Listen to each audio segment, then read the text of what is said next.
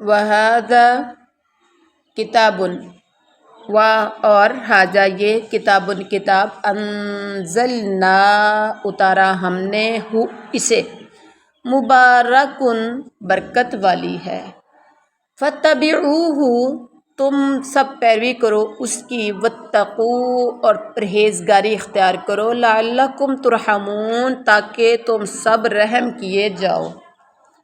बामुहावरा तर्जुमा है, ये एक किताब है जिसे हमने नाज़िल किया है, जो बड़ी खैर व बरकत वाली है, जो बड़ी खैर व बरकत वाली है। तुम इस किताब की पैरवी करो और डरो ताकि तुम पर रहम किया जाए।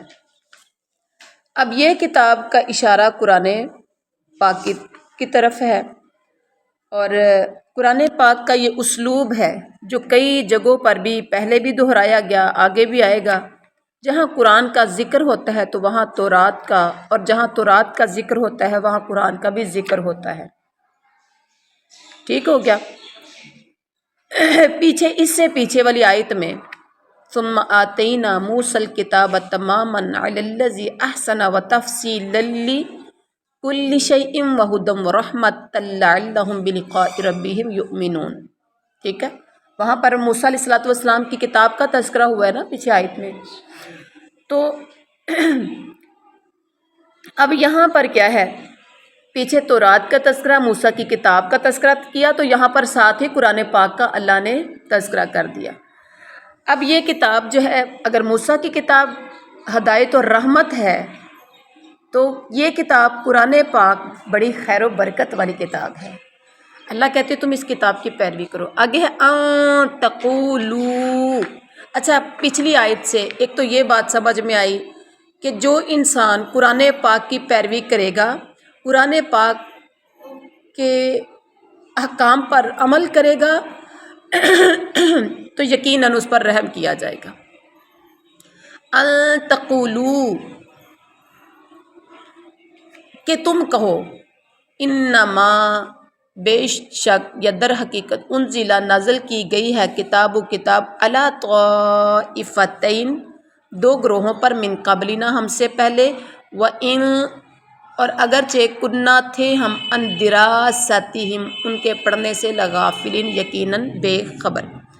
बामुहावरा तर्जुमा क्या है, आ तक़ूलू इन्नमा उनज़िलल किताबु अला ताइफ़तैन, ऐसा ना हो कि तुम कहो कि किताब तो सिर्फ हमसे पहले दो फ़िरक़ों, दो ग्रोहों पर नाज़िल की गई है और हम तो इसके पढ़ने से यकीनन बेखबर थे, हमें तो इसका पता ही नहीं चला। और फिर औ तक़ूलू, या ऐसा भी ना हो, लो अगर अन्ना, ऐसा ना हो कि तुम कहो कि अगर अन्ना बेशक हम उन ज़िला उतारी गई होती, अलैना हम पर किताब, लकुन्ना यकीनन हम होते, अहदा मिनहुम ज़्यादा हदायत याफ्ता उनसे, फ़क़द तो यकीनन जाअकुम आई तुम्हारे पास, या आ चुकी तुम्हारे पास, बय्यिनतुन रोशन दलील, मिर रब्बिकुम तुम्हारे रब की तरफ से, बय्यिनतुम मिर रब्बिकुम, वहुदन और हदायत, व रहमा और रहमत, फ़मन अज़लमु पस कौन ज़्यादा ज़ालिम है, मिम्मन उस शख्स से, कज़्ज़बा जो जुटलाए बे आयातिल्लाह अल्लाह की आयतों को, वसादफ़ा अन्हा और इराज़ करे उनसे, सनज्ज़िल्लज़ीना अनकरीब हम सज़ा देंगे उन लोगों को, यस्तिफ़ूना जो एराज़ करते हैं, अन आयातिना हमारी आयात से, सू अल अदाबी बुरे अज़ाब की, बिमा इस वजह से, कानू यस्तिफ़ून जो वो एराज़ किया करते थे। अच्छा, यहाँ पर देखिए पिछली आयत में क्या कहा गया कि ऐसा ना हो कि तुम ये कह दो कि दो ग्रोहों पर हमसे पहले ही किताब नाज़िल की गई है। ठीक है, दो ग्रोहों से मुराद कौन से दो ग्रोह हैं, यहूद और नसारा। और आगे कहा कि ऐसा ना हो कि ये भी तुम ना कह सको, बामुहावरा तो तर्जुमा भी नहीं किया ना हमने, हाँ, या फिर ऐसा भी ना हो कि तुम ये कहो कि अगर हम पर कोई किताब नाज़िल होती اگر ہم پر کوئی کتاب نازل ہوتی تو ہم ان سے بھی زیادہ راہ راست پر ہوتے۔ لَكُنَّا أَهْدَىٰ مِنْهُمْ، ہم ان سے زیادہ ہدایت والے ہوتے، راہ راست پر ہوتے۔ یقیناً اللہ کیا کہتے ہیں، یقیناً تمہارے پاس ایک روشن دلیل تمہارے رب کی طرف سے آ چکی ہے جو کہ ہدایت اور رحمت ہے، پس کون زیادہ ظالم ہو سکتا اس سے جو اللہ کی آیات کو جھٹلائے اور ان سے اعراض کرے۔ ان قریب ہم سزا دیں گے ان لوگوں کو جو ہماری آیات سے اعراض کرتے ہیں۔ کیا سزا دیں گے؟ برے عذاب کی سزا دیں گے۔ کیوں دیں گے؟ اس وجہ سے جو وہ اعراض کیا کرتے تھے۔ اب یہاں دیکھیے اللہ کیا کہتے ہیں کہ تمہارے پاس یقیناً کتاب، واضح کتاب آ چکی ہے، اور وہ کتاب قرآن مجید ہے۔ جو ہماری آیات بینات کو جھٹلائے تو سمجھے اس سے بڑھ کر ظالم کوئی نہیں ہو سکتا، اور کہنے سے یہ عذر ختم نہیں ہو سکتا، کیونکہ اب یقیناً قرآن پاک ہمارے پاس موجود ہے، اور ہر انسان کا کام بنتا ہے، فرض ہے کہ وہ قرآن پاک کو پڑھے اور اس کے مطابق عمل کرے۔ حل نہیں ینظرون، وہ انتظار کر رہے، مگر الا مگر کہ تأتیہم الملائکہ، آئیں ان کے پاس فرشتے، او یا یاتی آئے ربک، آپ کا رب، او یا یاتی آئے بعض آیات ربک، آپ کے رب کی نشانیاں، یوم جس دن یاتی آئیں گی بعض آیات ربک، آپ کے رب کی نشانیاں، لا ینفع، نہیں نفع دے گا کسی جان کو، ایمانہا، اس کا ایمان، لم تکن، کہ نہیں تھی، آمنت، وہ ایمان لائے، من قبل، اس سے پہلے، او یا کسبت، نہیں کمائی اس نے، فی ایمانہا، اپنے ایمان میں، خیرن، کوئی بلائی، قل انتظروا، کہہ دیجئے، بے شک تم، کہہ دیجئے تم انتظار کرو، انا منتظرون، ہم بھی انتظار کرنے والے ہیں۔ هل ينظرون الا ان تأتيهم الملائکہ، اب ہم محاورہ ترجمے کی طرف آتے ہیں کہ وہ تو صرف انتظار کر رہے ہیں اس بات کا کہ ان کے پاس فرشتے آئیں، ان کے پاس کیا ہو، ان کے پاس فرشتے آئیں، یا پھر ان کے پاس آپ کا رب خود آئے، او یاتیا ربک، یا آپ کا رب خود آئے، او یاتیا بعض آیات ربک،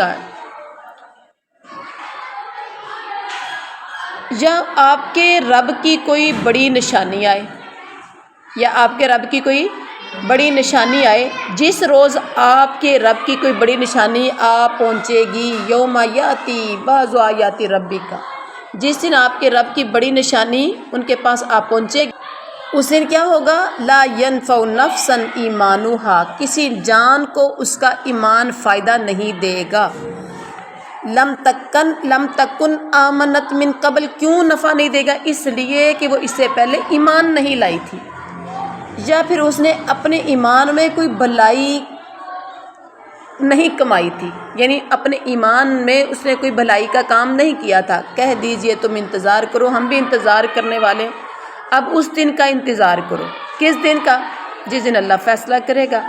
اب یہاں دیکھیے قرآن مجید کے نزول اور محمد صلی اللہ علیہ وسلم کی رسالت کے ذریعے سے اللہ نے ایک بہت بڑی حجت قائم کر دی ہے۔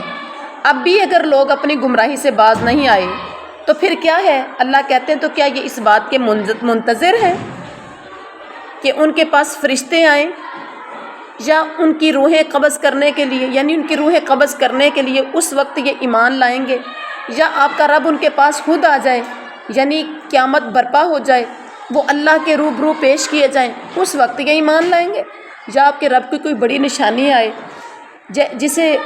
جیسے قیامت کے قریب سورج مشرق کی جانب کی بجائے مغرب کی طرف سے نکل آئے، یا اس سے بھی کوئی بڑی نشانی دیکھیں، تو کیا پھر وہ دیکھ کر ایمان لائیں گے؟ اگلے جملے میں وضاحت کر دی گئی ہے کہ اگر اس انتظار میں ہے تو یہ بہت ہی نادانی کا مظاہرہ کر رہے ہیں، کیونکہ بڑی نشانی کے ظہور کے بعد کیا ہوتا ہے، انسان کا ایمان لانا فائدہ مند، سود مند نہیں رہتا۔ نشانی کو دیکھ کر توبہ قبول نہیں ہوتی۔ حدیث میں آتا ہے نبی صلی اللہ علیہ وسلم نے فرمایا قیامت قائم نہیں ہوگی یہاں تک کہ سورج مشرق کی بجائے مغرب سے طلوع ہو۔ جب ایسا ہوگا اور لوگ اسے مغرب سے طلوع ہوتے دیکھیں گے تو سب ایمان لے آئیں گے، لیکن آپ صلی اللہ علیہ وسلم نے پھر یہ آیت پڑھ کر سنائی، کون سی؟ یہاں سے لا ينفع نفسا ایمانها لم تکن آمنت من قبل، پڑھ کے سنائی کہ پھر ایمان کوئی فائدہ نہیں دے گا۔ تو اس سے بہتر ہے، اصل چیز ہے غیب پر ایمان لانا، جو اللہ کا قاعدہ کلیہ ہے۔ غیب پر ایمان لانے والے اللہ کے بندے ہیں، متقیوں میں ان کا شمار ہے۔ اولئک هم المفلحون ہیں وہ لوگ جو غیب پر ایمان لاتے ہیں، نہیں تو پھر انتظار کریں۔ آگے کیا ہے؟ ان الذین، بے شک وہ لوگ، فرقوا جنہوں نے ٹکڑے ٹکڑے کر لیا، دینہم اپنے دین کو، وکانوا اور ہو گئے، شیعہ الست گروہ نہیں ہے آپ ان میں سے، فی شیء کسی چیز میں، انما در حقیقت امرہم ان کا معاملہ الی اللہ اللہ کی طرف ہے، ثم پھر ینبئہم وہ خبر دے گا انہیں، بما اس بات کی، کانوا یفعلون جو وہ کرتے تھے، ان الذین فرقوا دینہم وکانوا شیعا، بامحاورہ ترجمہ کہ بے شک جن لوگوں نے اپنے دین کو جدا جدا کر دیا اور کیا بن گئے، وکانوا شیعا، اور گروہ بن گئے، تو آپ کا ان سے کوئی لست منہم فی شیء، آپ کا ان سے کوئی تعلق نہیں ہے، انما امرہم الی اللہ، ان کا معاملہ اللہ کے سپرد ہے، پھر وہ انہیں خود خبر دے گا اس کی جو وہ عمل کرتے تھے۔ کیا مطلب؟ کہ جن لوگوں نے اپنے دین کے ٹکڑے ٹکڑے کر دیے اور وہ اپنے دین کو جنہوں نے نہ مانا، اس میں اختلاف کرنا شروع کر دیا، تو یہ لوگ کیا ہوں گے؟ یہ اس سے مراد ایک تو یہود و نصارہ ہیں جو مختلف گروہوں میں بٹ گئے تھے، اور بعض مشرکین مراد لیتے ہیں، کچھ مشرک ملائکہ کی، کچھ ستاروں کی، اور کچھ مختلف بتوں کی عبادت کرتے تھے، لیکن یہ آیت عام ہے، چاہے وہ یہود ہو، نصارہ ہو، کفار ہو، مشرکین ہیں، سب اس میں شامل ہیں، جو اللہ کے دین کو اور رسول اللہ کے راستے کو چھوڑ کر دوسرے دین یا دوسرے طریقوں کو اختیار کر کے تفرق کا راستہ اپناتے ہیں۔ شیعہ کا مطلب کیا ہے؟ گروہ، فرقے، اور یہ بات ہر اس قوم پر صادق آتی ہے جو دین کے معاملے میں مجتمع تھی، لیکن پھر ان کے مختلف افراد نے اپنے کسی بڑے کی رائے کو پسند کرتے ہوئے اپنا الگ الگ راستہ لے لیا۔ آگے کیا ہے؟ من جاء بالحسنہ، جو آئے گا ایک نیکی کے ساتھ، فلہ تو اس کے لیے عشر امثالہا، اس کی مثل 10 ہے، اور جو آئے گا بالسیئہ، برائی کے ساتھ، فلا یجزا الا، تو نہیں بدلہ دیا جائے گا اسے مگر مثلہا، اس کی مثل، وہم لا یظلمون، اور وہ ظلم نہیں کیے جائیں گے۔ بامحاورہ ترجمہ کہ جو شخص نیک کام کرے گا تو اس کے لیے تو اس کی مثل 10 ہوگا، ایک نیکی کرے گا تو 10، اس کی مثل 10 نیکیاں اس کو ملیں گی، اور جو کوئی برائی کرے گا تو اس کو اس کا بدلہ صرف اسی کی مثل دیا جائے گا، اور وہ ظلم نہیں کیے جائیں گے۔ نیکی آپ ایک کرتے ہیں تو آپ کو 10 نیکیوں کا ثواب، 10 گنا آپ کو زیادہ ثواب ملے گا۔ اگر گناہ کرتے ہیں تو ایک برائی کے بدلے میں اتنا ہی گناہ جتنا آپ نے گناہ کیا ہے۔ اللہ چاہے تو گناہ کو بھی تو 10 گنا کر سکتا ہے نا، اس کو اٹھائیے، لیکن کیا ہے، اللہ نے 10 گنا نہیں کیا۔ وہم لا یظلمون، اور قیامت والا دن وہ دن ہوگا جس دن اللہ نے ظلم نہیں کسی بندے پر بھی کرنا۔ قل کہہ دیجئے، اننی ہدانی، بے شک مجھے میرے رب نے ہدایت دی، الی صراط مستقیم، سیدھے راستے کی، دینن قیما ملتا، دین قیمن صحیح، ملتا طریقہ، ابراہیم حنیفاً یکسو، وما کانا، اور نہیں تھے وہ، من المشرکین مشرکوں میں سے، میرے نبی قل اننی، آپ کہہ دیجئے کہ مجھے میرے رب نے سیدھے راستے کی ہدایت دی ہے۔ اور وہ سیدھا راستہ کون سا ہے؟ جو دین ابراہیم کے یکسو دین کا جو صحیح راستہ ہے اس کی اللہ نے مجھے ہدایت دی ہے، اور وہ ابراہیم مشرکوں میں سے نہیں تھے۔ اور اس کے بعد قل کہہ دیجئے ان صلاتی، بے شک میری نماز، و نسکی میری قربانی، و محیای اور میری زندگی، و مماتی اور میری موت، للہ اللہ کے لیے ہے، رب العالمین جو تمام جہانوں کا رب ہے، لا شریک لہ نہیں ہے شریک اس کا، و بذالک اور اسی طرح امرت میں حکم دیا گیا ہوں، وانا میں اول المسلمین کے پہلا ہوں تمام فرما برداروں میں سے۔ بامحاورہ ترجمہ کیا ہے؟ قل ان صلاتی، کہہ دیجئے اے میرے نبی میری نماز، میری قربانی، میری زندگی اور میری موت رب العالمین تمام جہانوں کے رب کے لیے ہے۔ اور وہ رب کون سا ہے؟ جس کا کوئی شریک نہیں ہے، اور میں اسی طرح میں حکم دیا گیا ہوں کہ میں سب سے پہلا فرما برداروں میں سے بن جاؤں۔ اب یہاں پر دیکھیے توحید الوہیت کی یہی دعوت تمام انبیاء نے دی تھی، اللہ کے علاوہ کوئی شریک نہیں ہے۔ جس طرح یہاں آخری پیغمبر کی زبان مبارک سے یہ الفاظ نکلوائے گئے ہیں کہ مجھے اسی کا حکم دیا گیا کہ میں سب ماننے والوں میں سے پہلا ہوں۔